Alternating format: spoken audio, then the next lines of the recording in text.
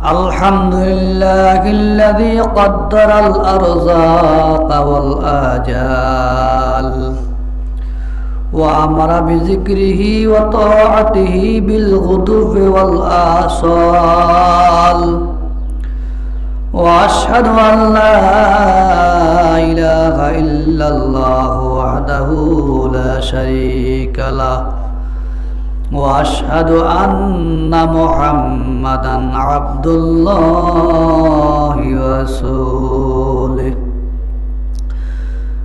أما بعد فقد قال الله تعالى في كلامه المجيد والفرقان الحميد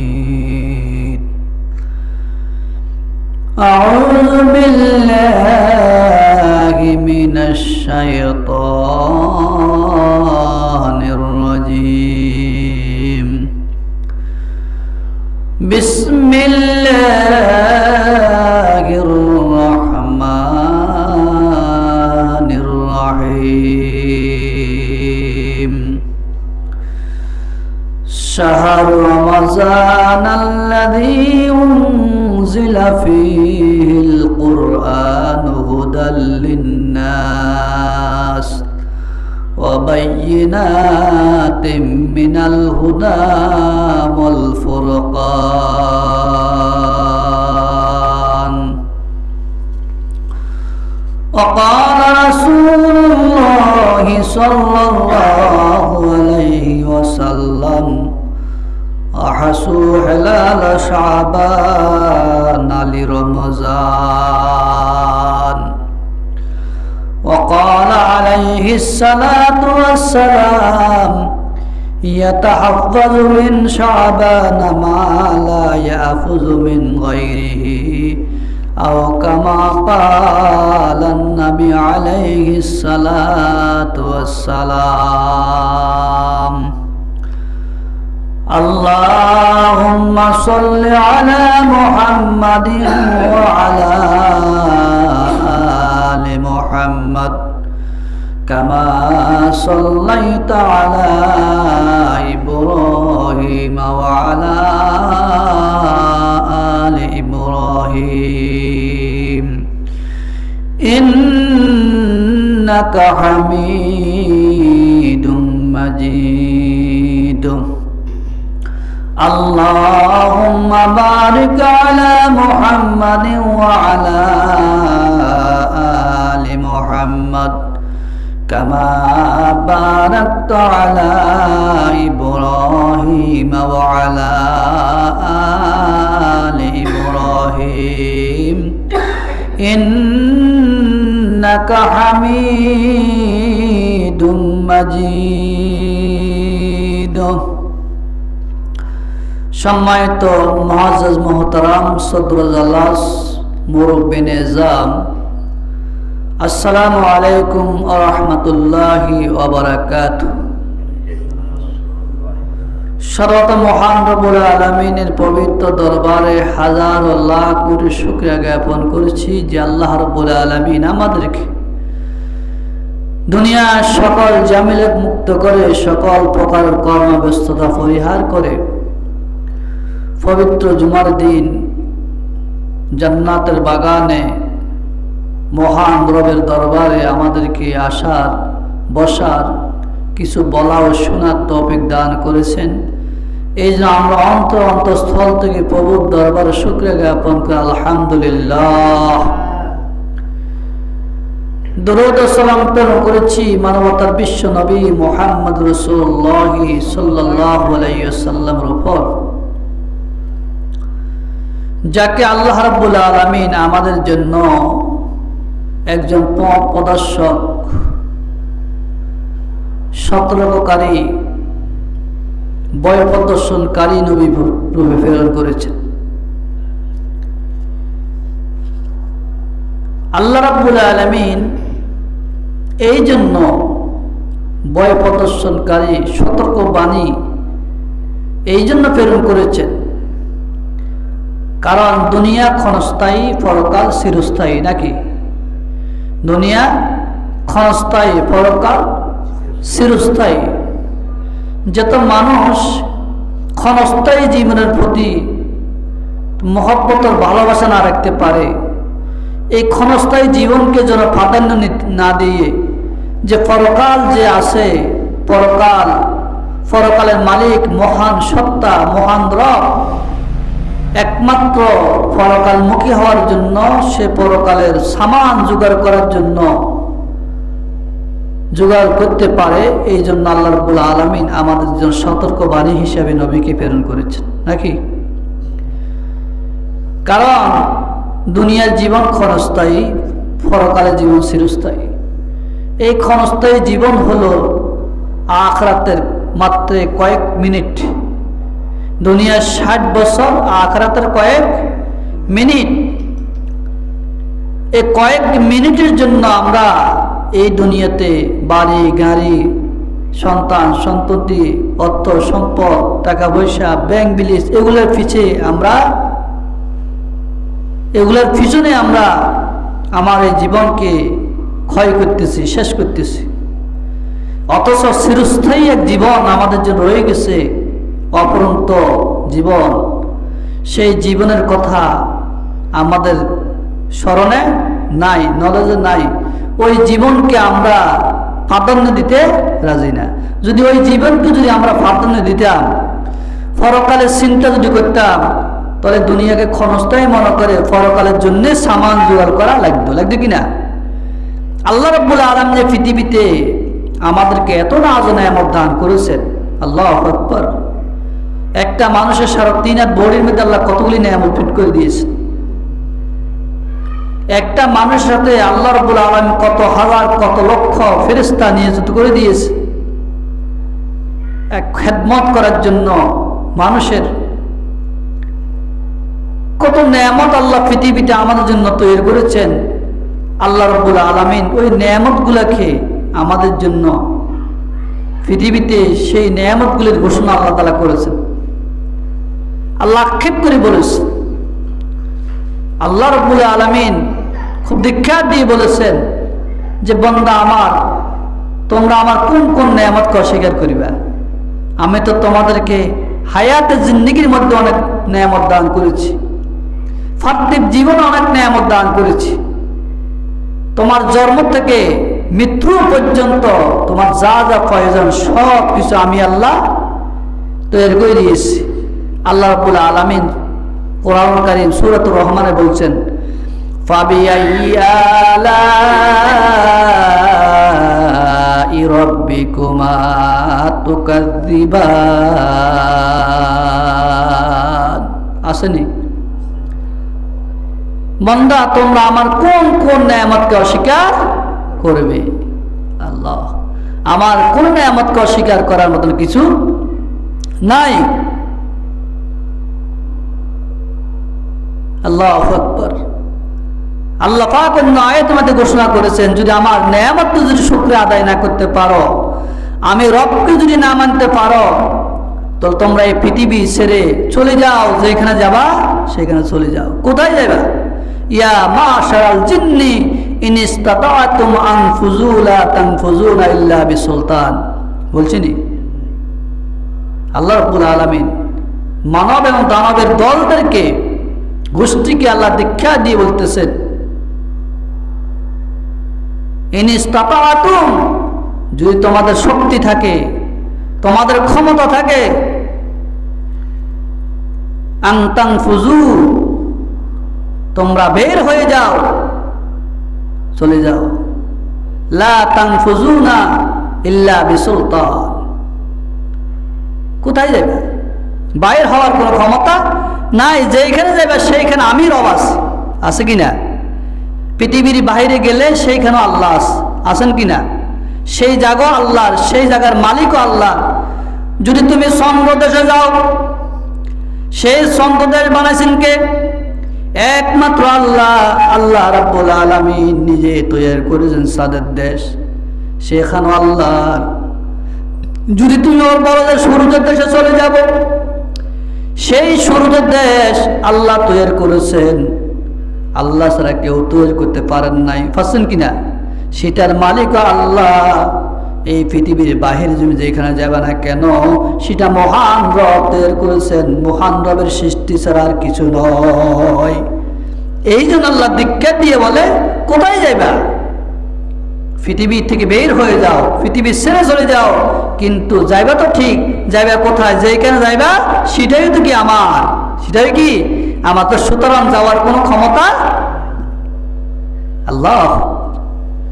আমি পবিত্র কালামুল্লাহ শরীফ থেকে একটি আয়াতে কারিমা তেলাওয়াত করেছি, রাসূলুল্লাহর হাদিস থেকে একটি হাদিসের টুকরা পাঠ করেছি। এই মাসটি হলো শাবান মাস। কি মাস? আজকে শাবান মাসের প্রথম তারিখ, শাবান মাসের প্রথম তারিখ। এই শাবান মাসের গুরুত্ব কি, শাবান মাসের ফজিলত কি, এই শাবান মাস আমাদের জন্য কেন শিক্ষণীয়, কেন শিক্ষণীয়? রজব শাবানে বিশ্বনবী মুহাম্মদ রাসূলুল্লাহ সাল্লাল্লাহু আলাইহি ওয়াসাল্লামের আমল কি ছিল? রাসূলুল্লাহর আমল কি ছিলেন, ছিলেন কিনা? রাসূল সাল্লাল্লাহু আলাইহি ওয়াসাল্লাম রজব এবং শাবান মাসের মধ্যে একটি দোয়া করতেন, আল্লাহুম্মা বারিক লানা ফি রজব শাবান ওয়া বাল্লিগনা রমাদান। আল্লাহুম্মা, আয় আল্লাহ, বারিক লানা, আমাদেরকে বরকত দান করেন, ফি রজব শাবান, রজব এবং শাবান মাসের মধ্যে, ওয়া বাল্লিগনা রমাদান, আমাদেরকে রমজান পর্যন্ত পৌঁছান, অর্থাৎ রমজান কারীম পর্যন্ত হায়াত দান করেন। আল্লাহু আকবার বলেন না। রাসূল আমাদেরকে বলছেন, শুধু নিজের কথা বলেন নাই, অর্থাৎ আমি সহ আমার যত উম্মত নিয়ে আছে সবাইকে আপনি আমাদেরকে রজব এবং শাবান মাসের মধ্যে বরকত দান করেন, অর্থাৎ এমন হায়াত দান করেন, হায়াতে জিন্দেগি দান করেন, যে হায়াত দিয়ে রমজান মাস পর্যন্ত আমরা পুষতে পারি। অর্থাৎ রমজান মাসটা একটি গুরুত্বপূর্ণ মাস, ওই মাসের ইবাদত যেন আমরা করতে পারি, এই সুযোগটা আল্লাহ আপনি আমাদেরকে দান করেন। তাহলে এই দোয়াটা করা সুন্নাত। কি আমরা কি এই দোয়া করতে পারবো না? এটা রাসূলুল্লাহর দোয়া, রাসূল নিজে করেছেন, আমরাও করব। কারণ রাসূল দুনিয়াকে প্রাধান্য দেন নাই, পরকালকে প্রাধান্য দিয়েছেন। এই জন্য এটা আমাদের শিক্ষণীয়। আমরা রাসূলের এই কাজ থেকে, এই দোয়া থেকে আমরা শিখব, আর এই দোয়াটা আমরা নিজেরাও পড়ব। কারণ রমজানুল কারীমের আমল এত দামি, একটা নফল আদায় করলে একটি রোজার সমতুল্য সওয়াব, নাকি? একটা নফল রোজা অন্য মাসে একটি নফল আদায় করলে, রমজান মাসে একটা নফল আদায় করলে অন্য মাসে একটা ফরজের সমতুল্য সওয়াব দান করবেন। কি দান করবেন?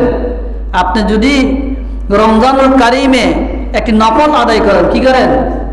একটা নফল আদায় করেন, অন্য মাসের একটি ফরজের সমতুল্য সওয়াব দান করবে।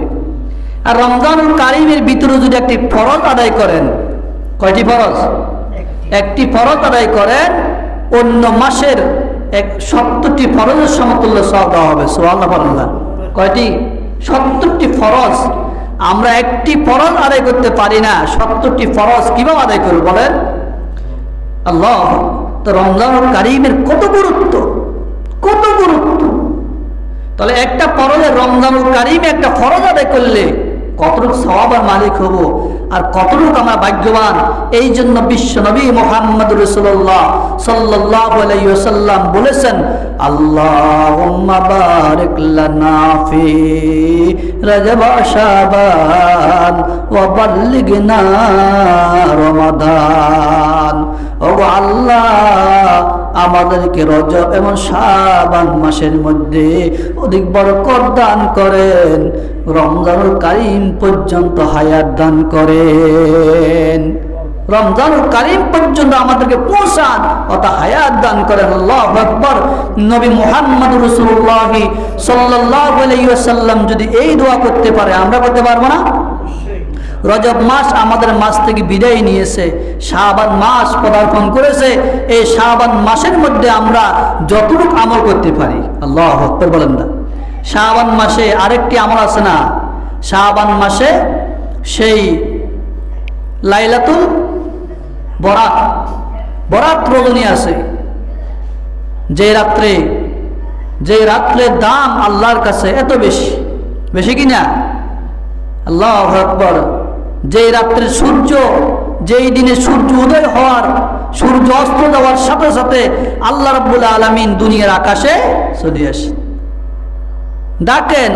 ডাকতে থাকেন, আমার কোন বান্দা, আমার কোন উম্মত আছো, আমার কোন বান্দা আছো যে আমার কাছে রিজিক চাও, আমি আল্লাহ তোমাদেরকে রিজিক দান করব। আমার কাছে ক্ষমা প্রার্থনা করো, আমি আল্লাহ ক্ষমা করে দিব।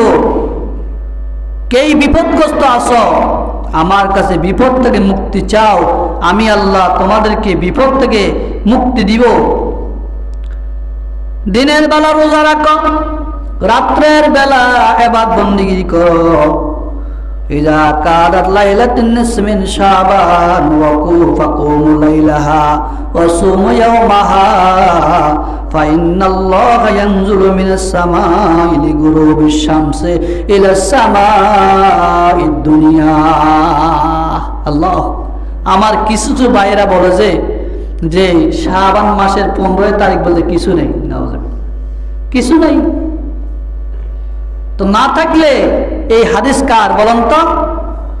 বিশ্বনবী জনাব মুহাম্মদ রাসূলুল্লাহ সাল্লাল্লাহু আলাইহি ওয়াসাল্লামের।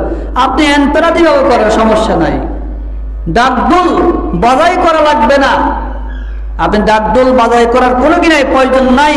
কিন্তু এনপেরাদি আমল, ব্যক্তিগত আমল, আপনি রাত্রে জাগরণ থেকে নফল নামাজ পড়েন, কোরআন কারীম তেলাওয়াত করেন, রাত্রে ইবাদত করেন, দিনের বেলা নফল রোজা রাখেন, আল্লাহু আকবার, আল্লাহ আপনাকে সওয়াব দিবে না? দিবে কি না? কিন্তু আমরা ওই রাত উদযাপন করে এই জন্য যে যাতে করে সমস্ত মানুষগুলি যে মসজিদে আসে বা ইবাদত বন্দেগীর ভিতরে একটা আনন্দ পায়, ইবাদত বন্দেগী করতে পারে, ওই নিয়ত আমরা করে থাকি নাকি?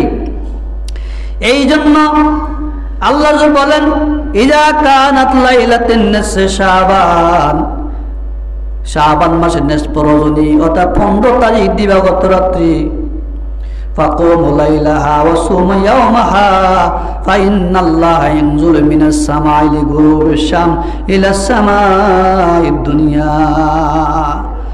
বিশ্ব মুহাম্মদ রাসূলুল্লাহ সাল্লাল্লাহু আলাইহি ওয়াসাল্লাম বলেন 15 শাবানের রাত্রি জাগরণ থাকিও, ওই দিন তোমরা রোজা রাখবা, রাত্রে জাগরণ থাকবে, ইবাদত বন্দেগী করবে, দিনের বেলা রোজা রাখবে। কারণ ফাইন্নাল্লাহা ইয়ানজুলু মিনাস সামাই, ইয়ানজুলু মিনাস সামা ফাইন্নাল্লাহা ইয়ানজুলু ফিহা লিগুরুবিশ শামসি ইলাস সামাইদ দুনিয়া। যখন শাবান মাসের 15 তারিখ দিনগত সূর্য অস্ত যায়, অস্ত যাওয়ার সাথে সাথে মহান আল্লাহ দুনিয়ার আকাশে আসেন, আর রাসূল আল্লাহ রাব্বুল আলামিন দুনিয়ার আকাশে আসে, ফায়াকুল ঘোষণা করেন আলা মিন মুস্তাগফিরিন ফাগফির লাহু, আমার কোন বান্দা ক্ষমা প্রার্থনাকারী আছো, আমার কাছে ক্ষমা চাও, আমি আল্লাহ তোমাদের ক্ষমা করব। ঠিক না?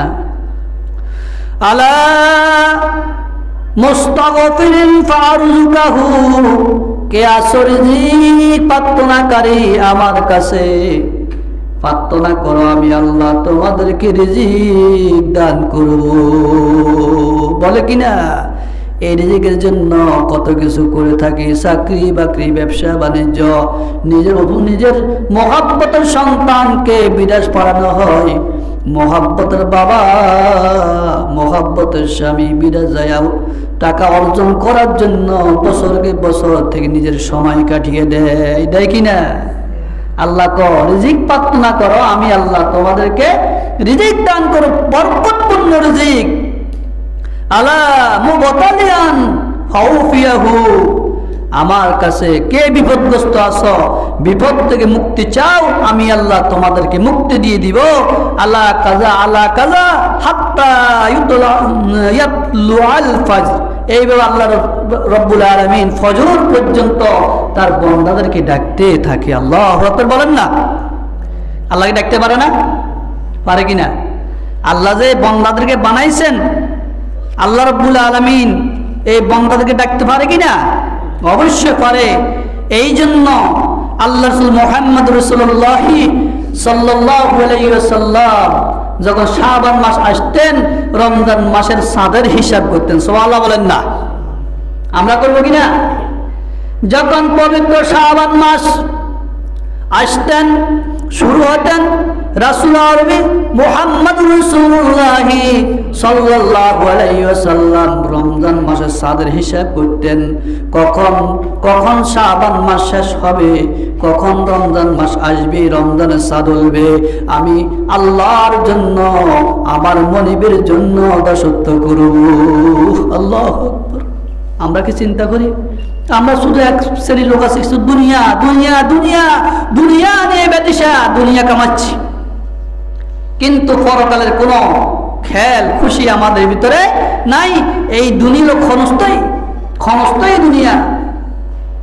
আল্লাহ আকসিরু যিকরা হাযিমিল লাজ্জাতিল মাউত, তোমরা মৃত্যুকে অধিক পরিমাণে স্মরণ করো, মৃত্যু দুনিয়ার স্বাদ ধ্বংস করে দিবে।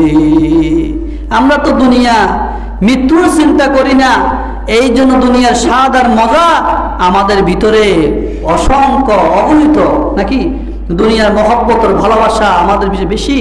সাহাবায়ে কেরাম রাদিয়াল্লাহু তাআলা আজমাইন দুনিয়া চিন্তা করেন নাই, দুনিয়াকে নিজের পায়ের পদতলে রেখেছেন। এই জন্য আল্লাহ রাব্বুল আলামিন তাদেরকে দুনিয়া ধন সম্পদ দিয়ে পরিপূর্ণ করে দিয়েছে। সুবহানাল্লাহ বলেন না? দুনিয়া চান নাই, পরকাল চান নাই। আল্লাহর অনেক মহব্বিন বান্দা বান্দি আছে, অনেক ইবাদত গুজার আছে, কিন্তু দুনিয়া ভালো লাগে না। দুনিয়ার অর্থ সম্পদ, টাকা পয়সা তারা বিলীন করে দিয়েছে, কিন্তু একমাত্র আখিরাতের জন্য, মহান রবের দাসত্ব করার জন্য ব্যস্ত ছিল কিনা? হারুন রশিদ বাদশাহ, ইব্রাহিম আদম একটি রাষ্ট্রের গভর্নর ছিলেন, একটি রাষ্ট্রনায়ক ছিলেন ইব্রাহিম আদম। কে? ইব্রাহিম আদমের ঘটনা আপনারা জানেন না? ইব্রাহিম আদম বিশাল এক রাজ্যের মালিক ছিলেন, খুব সাম্রাজ্যবান সম্রাট ছিলেন, অধিপতি ছিলেন। হাজার হাজার লক্ষ লক্ষ জনতা তার পিছনে থাকতেন, এবং কি রাষ্ট্রীয়ভাবে মন্ত্রী, ডিসি, এসপি থেকে, ইউনিয়ন থেকে শুরু করে একেবারে রাষ্ট্রপ্রধান পর্যন্ত সবাই ইব্রাহিম আদমের কথা মত উঠতেন আর বসতেন। সেই ইব্রাহিম আদম আল্লাহ পাক তাকে হেদায়েত দিয়েছেন, এত ইমানদার ছিলেন। ইব্রাহিম আদম যখন একদিন রাজপ্রাসাদে ঘুমালেন, শুয়ে পড়লেন, রাজপ্রাসাদের বালাখানা ছাদের উপরে মনে হয় যেন একটা ঘোড়া ঠপ ঠপ করে কে যেন ঘোড়া দিয়ে হাঁটতেছে, ঘোড়ার আওয়াজ শোনা যাচ্ছে। চিন্তা করলেন, ঘুম ভেঙে গেল কে? আমার বালাখানার ছাদের উপরে ঘোড়ার আওয়াজ কেন?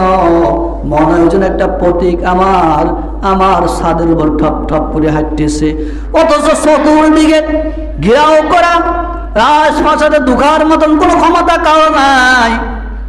কিন্তু এই রাত্রে কে আমার বালাখানা ছাদের উপরে ঠপ ঠপ করে হাঁটতেছে, আর মনে হয় কথার আওয়াজ শোনা যাচ্ছে। ইব্রাহিম আদম বললেন, কে তুমি? ভাই, আমি তো একজন পরদেশি মুসাফির। কারণ কি পরদেশি মুসাফির তুমি? আমার বালাখানা ছাদের উপর কি করো? বলতে, ভাই ইব্রাহিম আদম, আমার ঘোড়া হারানো গেছে, আমার ঘোড়া তালাশ করতেছি। আশ্চর্যের কথা, ইব্রাহিম আদমের ঘরের ছাদের উপরে, বালাখানার ছাদের উপরে কি ঘোড়া পাওয়া যায়? কথা বলেন না কা? ঘোড়া কি বালাখানার ছাদের উপরে? এটা একটা পাগলের কথা না? হ্যাঁ, যে বলেছে তো পাগল। ওরে ভাই, সে পাগল না। আল্লাহ ইব্রাহিম আদমকে হেদায়েত দিবে। ইব্রাহিম আদম তো সমগ্র পৃথিবীর রাজা, রাষ্ট্রের প্রধান।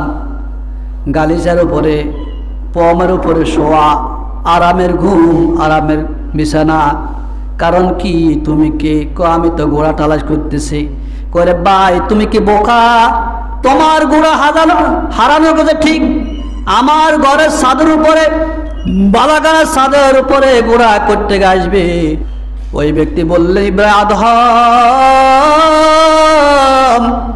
জানিয়ে রাখো, শুনিয়ে রাখো, আল্লাহ রাব্বুল আলামিন তোমার একটি রাষ্ট্রের প্রধান তৈরি করে বানাইছেন, তুমি একটা রাষ্ট্র পরিচালনা করো।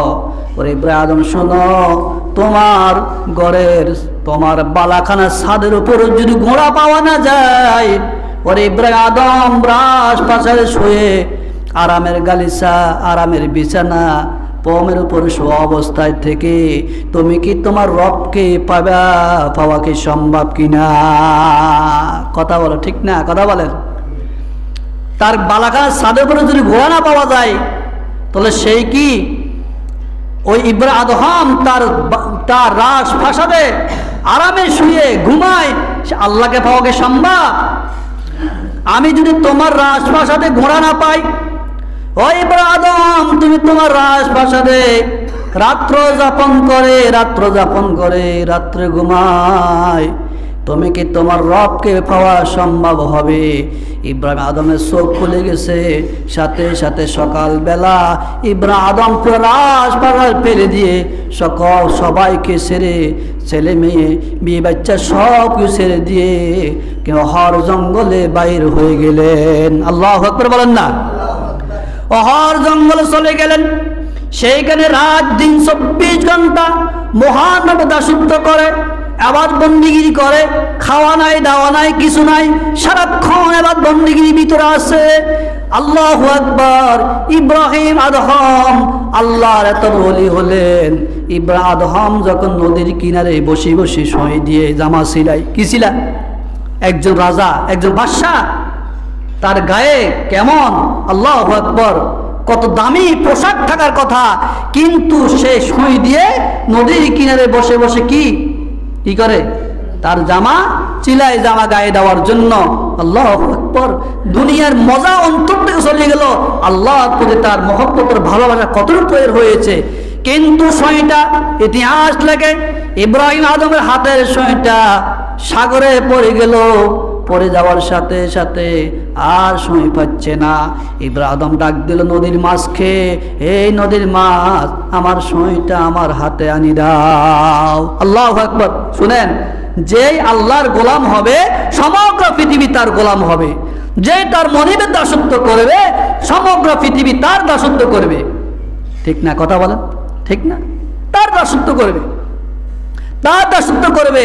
যে অন্যায় করে, অপরাধ করবে, জুলুম করবে, ওই জুলুমবাজদেরকে আল্লাহ সাথ দিবে না। কখনো সাথ দিবে? সে যত বড় ক্ষমতা সে হোক না কেন, হামান, নমরুদ, ফিরআউন, তাদের অবস্থা কি ছিল বলেন? তাদের ক্ষমতা কি ছিল? আল্লাহ রাব্বুল আলামিন সেকেন্ডের ভিতরে, মিনিটের ভিতরে তাদের ক্ষমতা ধ্বংস করে দিয়েছেন। যে 16 বছরের রাজা, 18 বছরের সাজা, 16 বছর রাজা নিজের ক্ষমতা ছেড়ে পিছনের রাস্তা দিয়ে বাইর হতে দ্বিধাবোধ করে নাই। কেন? অন্যায় করছে, অপরাধ করছে, এই জন্য। নাকি? তো কেউ তো ছাড় পাবে না। এই জন্য আল্লাহ মুখে হইতে হবে। ইব্রাহিম বললেন, হে সমুদ্রের মাছ, আমার সই আনি দাও। বলার সাথে সাথে আল্লাহর নির্দেশে আল্লাহ বললেন, হে আমার মাছ, ইব্রাহিম আদমের সইটা তার হাতে নিয়ে দাও। কিন্তু অসংখ্য মাছ, ইতিহাস লেখে লক্ষ লক্ষ মাছ, প্রত্যেকটি মাছের মুখে মুখে একটি স্বর্ণমুখী সই, এক একটা সই স্বর্ণের সই আনলেন। ইব্রাহিম আদম কোনটা নিবে চিন্তা করলেন, না না, হবে না, আমার যে সই পড়ে গেল ওই সইটা আমি চাই। তোমাদের হাজার হাজার লক্ষ লক্ষ সইয়ের দরকার নাই। শেষ পর্যন্ত ইব্রাহিম আদম সেই সইটা তার হাত থেকে পড়লো। ওই সইটা ইব্রাহিম আদমকে এনে দিলেন। আল্লাহু আকবার। এই ঘটনা কেন বললাম? আমাদের শিক্ষা নেওয়া দরকার। আশরাফুল মাখলুকাত, সর্বশ্রেষ্ঠ মানুষ, সর্বশ্রেষ্ঠ দামি হিসাব বানাইলেন। তাহলে আমরা যদি আল্লাহর গোলামি করি, আমার মনিবের দাসত্ব করি, মনিব সমগ্র পৃথিবীর সকল মাখলুকাত আমাদের খেদমতে নিয়োজিত করবেন কিনা? তা আল্লাহ রাসূল মুহাম্মদ রাসূলুল্লাহ সাল্লাল্লাহু আলাইহি ওয়াসাল্লাম শাবান মাসের চাঁদের হিসাব রাখতেন। সব সময় কি রাখতেন? শাবান মাসের চাঁদের হিসাব রাখতেন। এখন উনি বলছেন আল্লাহ রাসূল দোয়া করতেন, আরেকটা দোয়া করতেন, وقال رسول الله صلى الله عليه وسلم আহাসু হেলালা শাহবান আলী রমজান। বিশ্বনবী মুহাম্মদুর রাসূলুল্লাহ সাল্লাল্লাহু আলাইহি ওয়াসাল্লাম যখন শাবান মাস আসতো তখন শাবান মাসের ভিতরে রমজান মাসের সাদের হিসাব করতেন, কখন রমজান মাস আসবে, কখন বিশ্বনবী মুহাম্মদুর রাসূলুল্লাহ সাল্লাল্লাহু আলাইহি ওয়াসাল্লাম ইবাদত বন্দি করবেন। আল্লাহু আকবার। আমরা হিসাব রাখতে পারবো না? পারবো কিনা? অবশ্যই। তাহলে বোঝা গেছে রমজান মাসের হিসাব অনেক বেশি। আরেক হাদিসের মধ্যে আছে, রাসূল বলেন ওয়াকাল আলাইহিস সালাতু ওয়াস সালাম ইয়াতাহাফাযু মিন শাবান মা লা ইয়াফুযু মিন গায়রিহি। রাসূল আরবি মুহাম্মদুর রাসূলুল্লাহ সাল্লাল্লাহু আলাইহি ওয়াসাল্লাম শাবান মাসের প্রতি এরূপ লক্ষ্য করিতেন যে অন্য কোন মাসের প্রতি তদ্রূপ লক্ষ্য রাখতেন না। আল্লাহু আকবার। বিশ্বনবী শাবান মাসের প্রতি যতটুকু লক্ষ্য রাখতেন অন্যান্য মাসের প্রতি এত বেশি লক্ষ্য রাখতেন না, কারণ রজব শাবান অতি গুরুত্বপূর্ণ মাস, রমজানুল কারীম আরো গুরুত্বপূর্ণ মাস, অত্যন্ত গুরুত্বপূর্ণ। মানুষকে হুঁশিয়ারি করার জন্য যেহেতু রমজান মাস আসতেছে, রমজান মাসের জন্য প্রস্তুতি গ্রহণ করো। বিশ্বকাপের ফুটবল টুর্নামেন্টের খেলা যখন আসে তখন 1 মাস 2 মাস 3 মাস আগের থেকে প্রস্তুতি গ্রহণ করে। এই ফুটবল টুর্নামেন্টের খেলা যেখানে হবে, অর্থাৎ সমগ্র পৃথিবীর থেকে মানুষ আসবে সেখানে খেলা যাওয়ার জন্য। ওই দেশের সরকার, ওই দেশের প্রধান বাহিনী আছেন, সমস্ত বাহিনীকে নিয়ে সেখানে তারা কি ফুটবল খেলার আয়োজনের সব নিয়ন্ত্রণ করেন কিনা? কেন? এত সুন্দর করে সাজায় যাতে করে মানুষ বসার জায়গা পায়, দাঁড়াইতে যেন না পারে, মানুষ শান্তি পায়। সেখানে আশেপাশে মানে কত ফোটা দুষ্টুরা যা আছে সব কিছু নিয়ে তারা কি করে সাজায় না? কত 1 মাস 2 মাস পরে ফুটবলের খেলা আসে কিনা? তো কেন? এটা প্রস্তুতি। মানুষ যেন ফুটবল খেলার জন্য সব মানে আসতে পারে। আল্লাহ রাব্বুল আলামিন আমাদের জন্য যে একটি রমজান মাস রাখলেন, রমজান মাসের প্রস্তুতির জন্য শাবান আর রজব এই 2 মাস হলো প্রস্তুতি, এই 2 মাস প্রচারণা, এই 2 মাসের ব্যাপারে রাসূল আমলের ব্যাপারে আমাদেরকে বলে গেছেন কিনা? তো আমরা যদি সে আমলটা যদি না করি তাহলে কে করে বলেন? আল্লাহ রাব্বুল আলামিন এই মাস রজব রমজান মাস এত দামি মাস, যেই দামি মাসের মধ্যে আল্লাহ রাব্বুল আলামিন কোরআন কারীম অবতীর্ণ করেছেন, ঠিক না? আল্লাহ রাব্বুল আলামিনের প্রদত্ত কোরআন আমরা তেলাওয়াত করি না, কিন্তু রমজান মাস আলে আমাদের অনেক বান্দা বান্দিরা কোরআন কারীম তেলাওয়াত করেন বেশি। অন্য মাসে কম করলো, কি রমজান মাসে কি করেন? তেলাওয়াত করেন। কেন তেলাওয়াত? রমজান মাসে সওয়াব বেশি।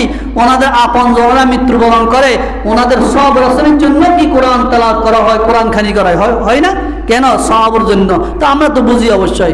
এই জন্য আল্লাহ রাব্বুল আলামিন বলতেছেন, আল্লাহ রাব্বুল আলামিন বলেন আমি এই কোরআনকে কোন মাসে অবতীর্ণ করেছি তোমরা জেনে নাও। শাহরু রমাযান আল্লাযী উনজিলা ফীহিল কুরআন হুদাল লিন্নাস ওয়া বায়িনাতিন মিনাল হুদা ওয়াল ফুরকান। আমার আল্লাহ বলেন রমজানুল কারীম এমন একটি মাস, উনজিলা ফীহিল কুরআন, যে মাসের মধ্যে আল্লাহ রাব্বুল আলামিন কোরআন অবতীর্ণ করেছেন। হুদাল লিন্নাস, কেন? মানবদের হেদায়েতের জন্য, মানব জাতির মঙ্গলের জন্য, মানব জাতির কল্যাণের জন্য। ওয়া বায়িনাতিন মিনাল হুদা ওয়াল ফুরকান, ওয়া বায়িনাতিন মিনাল হুদা, ওয়া বায়িনাতিন মিনাল হুদা ওয়াল ফুরকান, হক এবং বাতিলের মধ্যে পার্থক্য করার জন্য। এটা হেদায়েত। হক এবং বাতিলের জন্য অকাট্য দলিল কিনা? হক এবং বাতিলের মধ্যে পার্থক্যকারী একটি মহা দলিল হলো আল্লাহ রাব্বুল আলামিনের এই কোরআন। শাহরু রমাযান আল্লাযী উনজিলা ফীহিল কুরআন হুদাল লিন্নাস, সবচেয়ে বড় করে হলো হুদাল লিন্নাস, মানুষের জন্য হেদায়েত। কি? মানুষের জন্য হেদায়েত। এই কোরআন পৃথিবীর প্রত্যেকটি মানুষকে হেদায়েত দান করে, সঠিক পথে আসার জন্য বলে। সঠিক পথ হলো কোরআনের পথ। যে ব্যক্তি কোরআন কারীমের পথ অবলম্বন করবে সে সঠিক পথ পাবে, জান্নাতের পথ পাবে। আর যে কোরআন কারীমের পথ অবলম্বন করবে না, কোরআন কারীমের পথ ছেড়ে দিবে, সে জাহান্নামের পথে যাবে। ঠিক না? কথা বলেন, ঠিক কিনা? আপনি সৌদি আরব যাবেন, কোথায়? সৌদি আরব যাবেন। আপনি যদি সৌদি আরব এয়ারলাইন্সে যায়, সেই মানে বিমানবন্দর যাওয়ার পরে যদি আপনি যদি অস্ট্রেলিয়ার বিমানে উঠতেন তাহলে উঠেবে আপনাকে? আর উঠলো যদি ভুলে উঠে পেলেন, অস্ট্রেলিয়া নামাবেন না, কি সৌদি আরব নামাবেন? কোথায় যাবেন? সৌদি আরব নামাইছে কোথায়? অস্ট্রেলিয়া। কথা এটা তো অস্ট্রেলিয়ার বিমানবন্দর। হায় হায়, টিকিট কাটলো সৌদি আরব যাওয়ার জন্য, কিন্তু চলে গেলেন কি অস্ট্রেলিয়া। যাওয়া তো বড় কথা না, কিন্তু সেইখানে টিকিটে বাবা যাওয়ার কোনো সুযোগে নাই, আসেনি। পথ তো উল্টা, পথ কি উল্টা, সে ধরা খাবে না। তো এবার সৌদি আরবের বিমান তো চলে গেছে, ফিস নামছেনি। এই জন্য কোরআন কারীম হলো সঠিক পথ। আমাদের কোরআন কারীমের পথে অবশ্যই অগ্রসর হতে হবে। যে আমি যে আয়াতটি বলছিলাম, শাহরু রমাজান আল্লাযী উনজিলা ফীহিল কুরআন হুদাল লিন-নাস ওয়া বায়িনাতিন মিনাল হুদা ওয়াল ফুরকান। তো সুতরাং আমরা পবিত্র মাহে রমজান আমাদের সামনে এসে গেছে। এখন শাবান মাস আজকে প্রথম জুমায় আমি পবিত্র শাবান মাসের কিছু গুরুত্বপূর্ণ আলোচনা, বরকতপূর্ণ আলোচনা করেছি। ইনশাআল্লাহ রমজান কালীন সম্পর্কে কিছু মেসেজ দিয়েছি। আলহামদুলিল্লাহ। অবশ্যই আমরা শাবান মাসের ভিতরে আমরা প্রস্তুতি গ্রহণ করব। কিসের জন্য? যে রমজান কারীমের জন্য। যে আল্লাহ আমাদেরকে আমল করার তৌফিক দান।